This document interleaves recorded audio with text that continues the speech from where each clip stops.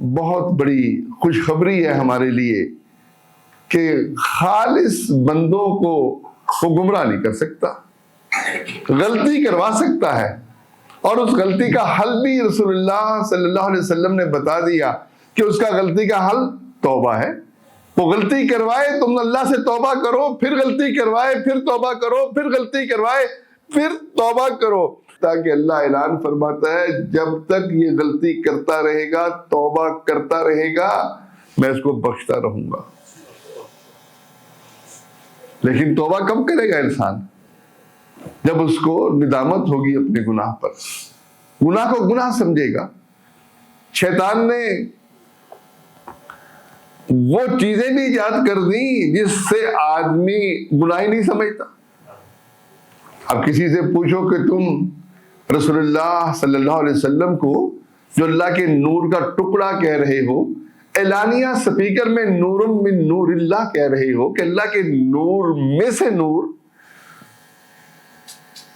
تو کیا یہ گناہ ہے؟ توبہ تو میں تو رسول اللہ صلی اللہ علیہ وسلم کی تعریف کر رہا ہوں، آپ کی عظمت بیان کر رہا ہوں۔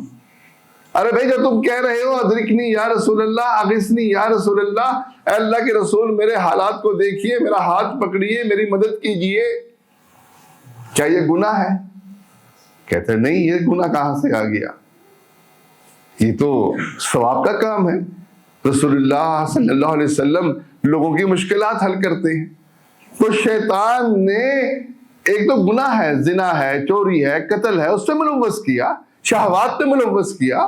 یہ الحاد جو ہمارے ہاتھ میں یہ موبائل اور سوشل میڈیا آ گیا، اس کے ذریعے جس طریقے سے ہم گمراہ ہو رہے ہیں یہ ہمارے سامنے ہے۔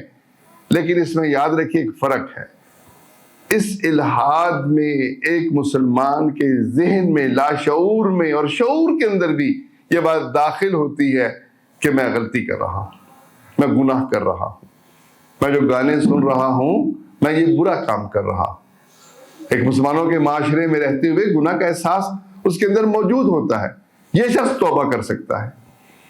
لیکن جو مذہبی رنگ کے اندر کرے گا کہ ذرا سی مشکل پیش آئی اور فلاں دربار پر گیا اور اس کے میں نے چکر کاٹے، 7 چکر کاٹے، میں نے وہاں کا نمک چاٹا اور میری مشکل حل ہو گئی، پیر صاحب بڑی کرنی والے ہیں۔ جب یہ گناہ اس کی نظر میں گناہ ہی نہیں ہوگا، یہ شرک، یہ گناہ شرک اکبر ہے۔ اور اللہ نے کیسے ڈرایا ہے؟ انبیاء کا نام لے کر، لائن اشرکتا، اللہ کے رسول اگر شرک آپ نے بھی کیا، آپ کے اعمال بھی برباد ہو جائیں گے۔ سورۃ زمر کی آیت ہے۔ اب اللہ کے نبی صلی اللہ علیہ وسلم تو ممکن ہی نہیں کہ شرک کرے، معصوم تھے۔ یہ فرضی طور پر یہ بات کیوں کی؟ ہمیں بیدار کرنے کے لیے، ہمیں ہوشیار کرنے کے لیے کہ کبھی یہ نہ سمجھنا کہ بس ہم اللہ کا قرب چاہتے ہیں، اللہ کے قرب کے لیے ہم جو کچھ بھی کریں، جس کو مرضی وسیلہ بنا لیں، یہ قرب جو ہے ہمیں اللہ کے قریب کرے گا، ہمیں اللہ سے دور نہیں کر سکتا۔ یہ تصور جب تک ہمارے ذہنوں میں راسخ نہیں ہوتا، جب تک ہمیں اس بات پر یقین نہیں آتا کہ اللہ تعالیٰ شرک کو معاف نہیں کرے گا، اس کے علاوہ جس باقی گناہ جس کے لیے چاہے گا معاف کر دے گا، جب تک اس بات کو ہم اپنا عقیدہ نہیں بنائیں گے، اس وقت تک ہم اس کو گناہ نہیں سمجھیں گے۔